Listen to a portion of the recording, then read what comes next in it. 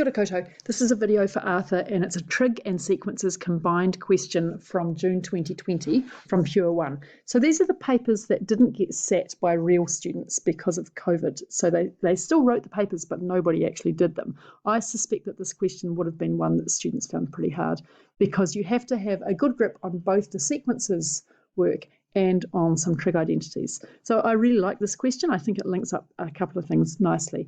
We're given the first term of a progression and we're told that it's sine squared theta, and theta is between 0 and pi on 2. I don't think that I used this when I was doing this question, but I might have done so without thinking. So the second term of the progression is sine squared theta cos squared theta. So first of all, in part A, we're told given that the progression is geometric, find the sum to infinity.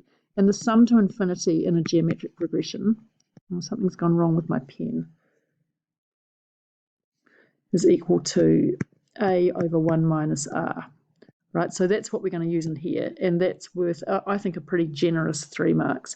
Now we're told instead that the progression is arithmetic. So for this part of the question, we're going to be using the arithmetic sequence results, and these are the two here. And this is from a video I did earlier today for Zachary.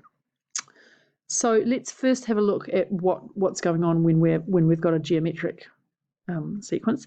So we've got sine squared theta, that's the first term, and then we've got the second term is sine squared theta cos squared theta. And in a geometric, what we're doing is we're timesing by something to get from one term to the next. So obviously here what I've times by is cos squared of theta. That means that I'm ready to substitute everything into my formula. Right, because my first term here was just sine squared theta, and 1 minus r is 1 minus cos squared of theta. And you should recognise that 1 minus cos squared theta is simply sine squared theta. Right, that's basically the main trig identity that you get in AS. If you're doing this and you're in 13 MCA, you should be finding this question pretty easy. If you're in AS, make sure that you really know that identity before the exam. So that gives us a result that the sum to infinity is 1. Right, so next question. Now we're told that it is an arithmetic progression and we have to find the common difference of the progression in terms of sine theta. So this one needs a little bit more thinking because it was pretty obvious the first time through that we started with sine theta and then the next term we had sine theta times something. This time we want to say, well, this is equal to sine squared theta plus or minus something. So let's look at what's going on. We've got sine theta cos squared theta for my second term. And we can rewrite that as sine squared theta times 1 minus sine squared theta. And if you put it like that, it's much more obvious what your common difference is. Right, so my first term was sine squared theta, and my second term is sine squared theta, take away sine to the power of 4 theta.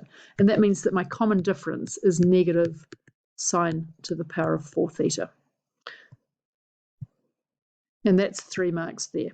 The next thing that we have to do is not too bad. We just have to find the sum of the first 16 terms at a particular theta value. So we're going to go and we're going to look at this formula here. So we've got 2 options for the sum to n terms. We've got this one if I know the first and the last term, that's what L is in there. But usually I'm going to use this one here, the second one. So we've got S of n, let's just write the formula out. We've got a half n times 2a plus n minus 1d, and n is 16, so it's going to be a half of 16, so 8 times 2a, 2 sine squared theta, plus 15 times negative sine to the power of 4 theta. And we need to work that out at a particular value. So theta is equal to pi on 3. Here's my nicely drawn because of one note triangle. So 1 root 3 and 2. We know that sine of pi on 3 is going to be root 3 on 2.